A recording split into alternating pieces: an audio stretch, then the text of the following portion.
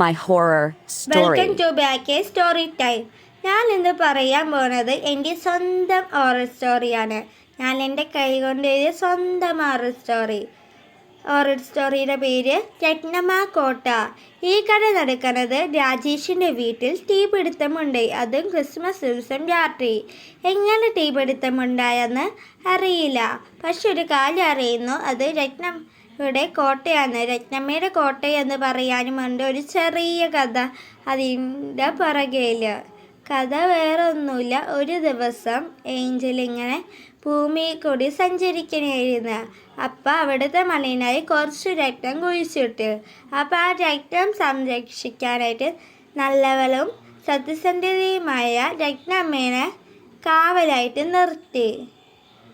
കഥ തുടരുന്നു.